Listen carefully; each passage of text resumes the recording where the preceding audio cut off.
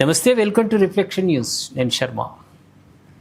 ప్రేక్షకులారా, సనాతన ధర్మం హిందూ మతాన్ని జాగృతం చేయడానికి, హిందూ సామ్రాజ్యాలను విస్తరింపజేయడానికి, పాపాత్ముల చెరలో ఉన్నటువంటి రాజ్యాలను హిందూ రాజ్యంలోకి కలుపుకొని వీరత్వంగా పోరాటం చేసినటువంటి మహాయోధుడు శివాజీ. ఆయన కోసం ఆయన చేసినటువంటి త్యాగాలకు ఇప్పటికీ కూడా విలువ ఉంది, సమాజంలో గుర్తిస్తున్నాము. ఆయన త్యాగాలకు ఫలితమే ఈరోజు హిందూ రాజ్యంగా నిలిచిందని అందరూ భావిస్తున్నారు. కోట్లాది మంది ప్రజల హృదయాల్లో కొలువైనటువంటి శివాజీ చక్రవర్తి యొక్క ధ్వజం, వీరత్వాన్ని చాటి చెప్పే ధ్వజం, ఇవాళ ముస్లింలు అగంతకులు ఆ జెండాను తీసి పడేసారు. ఏమందయ్యా అది? మిమ్మల్ని మా దేవాలయాల జోలికి వస్తారు, మా మతాచారాలను విమర్శిస్తారు, మా సనాతన ధర్మాన్ని బొందబెట్టాలంటారు. చివరికి వీరత్వానికి చిహ్నమైనటువంటి శివాజీ ధ్వజాన్ని కూడా మీరు తీసేసిరంటే ఏ స్థాయి దాకా వెళ్ళిపోతున్నారు? మీరు ఏమనుకోవాలి? ఏమనుకోవాలి? ఏ విధంగా హిందువులు మిమ్మల్ని గుర్తించాలి, మీకు గౌరవం ఇవ్వాలి? మా దేశం అంటే విలువ లేదు. దేశం యొక్క రాజ్యాంగబద్ధమైనటువంటి పదవులకు మీరు విలువ ఇయ్యరు. ఆ పదవులనే పొంది ఆ పదవుల ద్వారా వచ్చేటువంటి అన్ని లబ్ధులన్నీ కూడా తీసుకొని మా ప్రజలను, మా రాజ్యాంగాన్ని, మా ప్రభుత్వాలను విమర్శిస్తారు. సకల సౌఖ్యాలు పొందుతారు. డాక్టర్ బిఆర్ అంబేద్కర్ రచించిన రాజ్యాంగ ప్రకారం ఎన్ని కావాలో అన్నీ పొందుతారు మీరు. కానీ తిన్నింటి వాసాలు లెక్కబెట్టినట్టుగా మా భారతీయులంటే మీకు పడదు. మా ధర్మము, మా ఆచారము, మా ధ్వజాలు, మా దేవాలయాలంటే మీకు గిట్టవు. ఎందుకు చెప్పాల్సి వస్తుంది అంటే, కర్నూలు జిల్లా, ప్రేక్షకులారా, కర్నూలు జిల్లా ఎమ్మిగనూరు తాలూకా గుడికల్ గ్రామంలో ఉన్నటువంటి శివాజీ ధ్వజం ఒక గద్దెలు ఏర్పాటు చేసుకుంటారు, లేకుంటే ఇండ్ల పైన కట్టుకుంటారు. అది అభిమానం. భారతీయులకు శివాజీ గారి చేసినటువంటి వీరోచిత పోరాటం, హిందూ సామ్రాజ్య స్థాపనలో ఆయన చేసిన పోరాటం, త్యాగానికి చిహ్నం. ఏ ఒక్కరో 10 మందికో కాదు శివాజీ, యావత్ భారతదేశానికే ఒక గుర్తింపు. అలాంటి శివాజీ విగ్రహాలు ఏర్పాటు చేసుకుంటాము, శివాజీ ధ్వజాలు ఏర్పాటు చేసుకుంటాం, ఇంటికి కట్టుకుంటాం, గుడికి కడతాం, గద్దెలు ఏర్పాటు చేసి గద్దెల్లో మేము ఏర్పాటు చేసుకుంటాం, గౌరవిస్తాం. కానీ అక్కడ ఒక ముస్లిం యువకుడు, ఒక యువకుడు వచ్చిండు అంటే దాని వెనకాల వాళ్ళ బలం ఉంది, వాళ్ళ తెగింపు కనిపిస్తున్నది. అక్కడ జెండాను, ఆ ధ్వజాన్ని తీసేసారు. ఎవరిచ్చిండయ్యా మీకు ఈ అధికారం? ఎవరిచ్చారు మీకు అధికారం? గాంధీజీ వల్ల మీరు ఈ దేశంలో ఉన్నారు, లేకుంటే పాకిస్తాన్, గల్ఫ్ కంట్రీలోకి వెళ్ళేవాళ్ళే. అయినా భారతీయులు మిమ్మల్ని ఆదరించినాం, మా సహోదరులుగా భావించినాం. కానీ మాకు వెన్నుపోటు పొడుస్తాం, మా ధర్మాలను విమర్శిస్తాం, మా దేవాలయాలను కాలుష్యం, అపవిత్రం చేస్తామంటే చేతులకు గాజులు వేసుకొని కూర్చున్నారు హిందువులు. అక్కడ ఆ గ్రామంలో జరిగినటువంటి సంఘటన ఒకటైతే, కొంతమంది కుటుంబాలను, హిందూ కుటుంబాలను భయపెట్టించి మత మార్పిడి చేయిస్తున్నారు. ఇంతకు ముందు దాకా మనకు క్రైస్తవ మతంలోకి మాత్రమే వెళ్తున్నారు అని అనుకున్నాం హిందువులు. అక్కడ కూడా బంద్ అయింది ప్రేక్షకులారా, అక్కడ కూడా బంద్ అయింది. సుప్రీంకోర్టు ఉత్తర్వులు జారీ చేసింది. ఎవరైనా సరే క్రైస్తవ మతంలోకి కానీ వేరే మతంలోకి హిందువులు వెళ్తే రాజ్యాంగబద్ధమైనటువంటి ఏ హక్కులు ఉండయని వాళ్ళు వచ్చేస్తున్నారు. ఎస్సీ ఎస్టీలను కూడా వాళ్ళు మనతో పాటు ఉంటున్నారు, మన దేవాలయాలకు వస్తున్నారు, మనతో పూజలు చేసుకుంటున్నారు. వాళ్ళకి ఏమవసరం మతం మార్పిడి? అంటే క్రైస్తవులు ఒత్తిడి చేసి, మభ్యపెట్టి, ప్రలోభాలకు గురి చేసి తీసుకుపోతున్నారని మా హిందూ సోదరులకు, హిందూ మతానికి సంబంధించినటువంటి పెద్దలకు అందరికీ తెలిసి మళ్ళీ వెనక్కు బ్యాక్. ఇప్పుడు ఏమైంది, మళ్ళీ మొదలైంది ఇక్కడ ముస్లింలు తయారు చేయడం.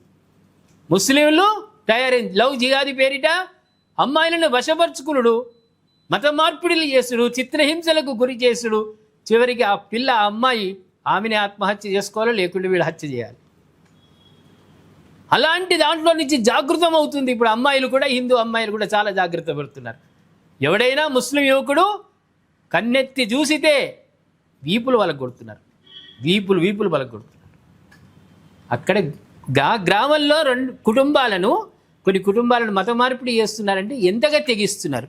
మీ వెనకాల ఎవరున్నారు, అసలు అక్కడ జరిగిన సంఘటన ఏంది, దీనిపై మనతో ప్రత్యక్ష సాక్షిగా చూడడమే కాకుండా పూర్తి వివరాలు ఒక మీడియా ముందుకు వస్తే పూర్తి వివరాలతో రావాలని అన్నగారు శివ గారు చెప్పండి. వీరు కర్నూలు జిల్లా బీజేపీ నాయకులు, ప్రముఖ నాయకులు, నవ యువకుడు, వారితో మాట్లాడే ప్రయత్నం చేద్దాం. అన్న, చెప్పండి. ఈ ఇష్యూలు ఏం పరంపరగా కొనసాగుతూ ఉన్నాయి. నిన్న జరిగినటువంటి ఇష్యూ గురించి చెప్పండి. ఇక్కడ కర్నూలు జిల్లా ఎమ్మిగనూరులో పక్కన ఒక చిన్న గ్రామం గుడికెల్ అనే విలేజ్ ఉంది. అక్కడ మన హిందువులు చాలా మంది ఉన్నారు. కానీ అక్కడ ముస్లిం కుటుంబాలు అనేవి లేవు గతంలో. ఈ మధ్యనే ఒక 2-3 కుటుంబాలు అక్కడ ఉన్నాయి ప్రెజెంట్లీ.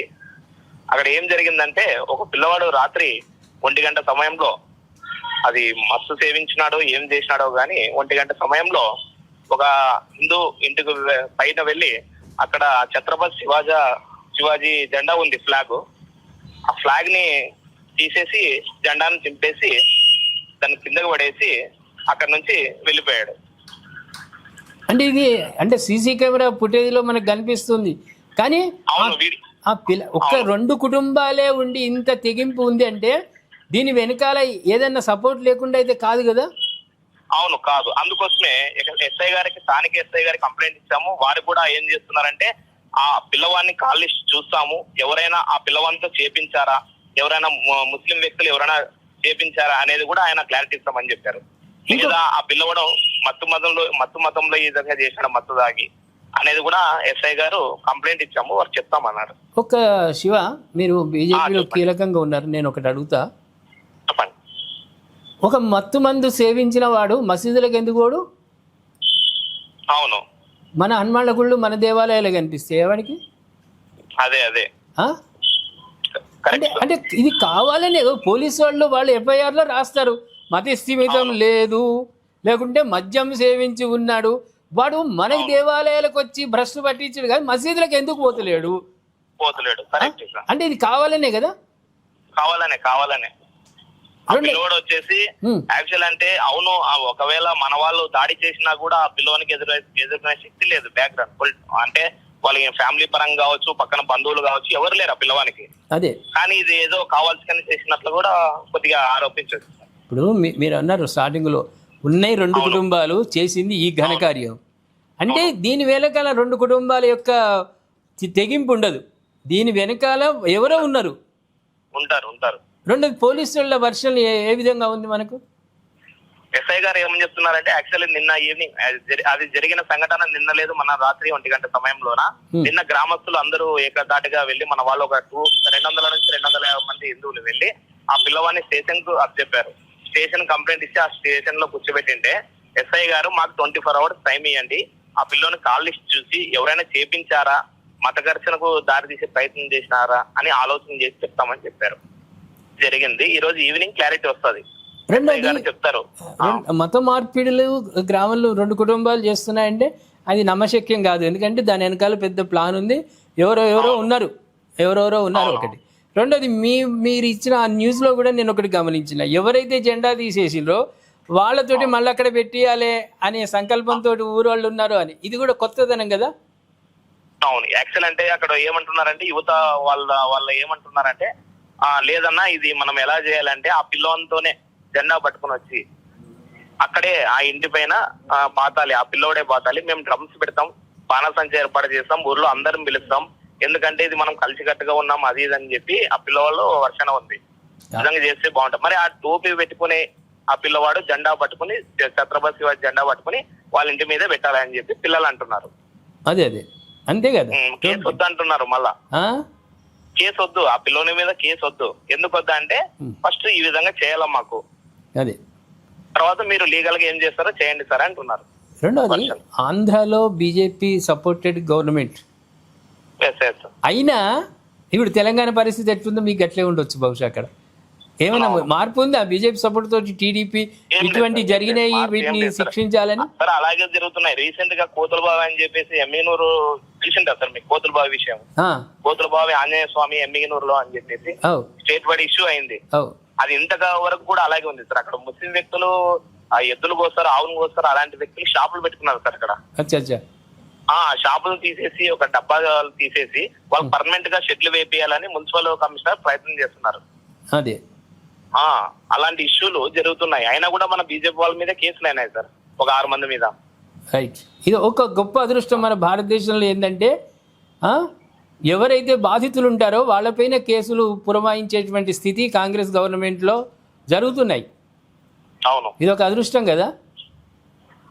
అదృష్టం అనే బాధితుడి పైననే కేసులు పెట్టే స్థాయికి ఎదుగుతున్నారంటే ఏమనాలి? ఎక్కడ దారి తీస్తుందో మనకు కూడా అర్థం కాదు.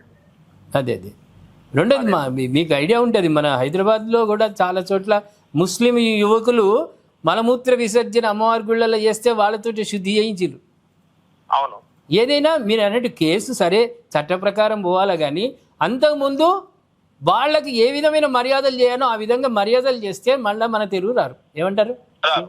యాక్చువల్ అంటే ఆ 200 పిల్లలు ఏదైతే ఉన్నో వాళ్ళని నేను అక్కడికి వెళ్ళింటే స్టేషన్ దగ్గరకు వాళ్ళు కూడా ఒకటే అంటున్నారు, మాకు లీగల్ పరంగా ఆయన మీద కేసులు పెడతారో లేదో సెకండరీ, మాకు ఫస్ట్ ఆ పిల్లవాడు ఒక క్యాప్ పెట్టుకురావాలి, ముస్లిం వ్యక్తి ఏ విధంగా ఉంటాడో ఆ విధంగా జిబ్బా ధరించాలి, మనం ఛత్రపతి శివాజీ జెండా చేతిలో పెడతాం, మా ఊర్లో అంతా రౌండ్ వేసి మళ్ళీ మా ఇంటి మీద జెండా పాతాలి అని చెప్పి వాళ్ళు అంటున్నారు. వాళ్ళ ఇంటి మీద కూడా పెట్టియాలి, ఆ పిల్లవాడిని ఇంటి మీద పెట్టియాలని మొదలు ఎక్కడి నుంచి తీసిండ్రు అక్కడ కాకుండా ఆ పిల్లవాడి ఇంటి మీద కూడా ధ్వజం ఉండాలి, దాన్ని గమనిస్తుండాలి ఎప్పటికీ. అవును, ఉందా లేదనే. అదే ఇప్పుడు వాడు మద్యం దాగి మరి మసీదులకు పోయి మసీదు మీద ఉన్న జెండాలు ఎందుకు తీసేయలేదు వాడు? అదే కదా, దీని వెనకాల ఏదో కావాలని ఉంది. సరే, థ్యాంక్ యూ శివ. మీకేమైనా అప్డేట్స్ ఏమన్నా మాతో షేర్ చేసుకోండి, మా ప్రేక్షకులు ఆతృతగా ఎదురు చూస్తున్నారు. Shiva, okay, thank you very much. Thank you.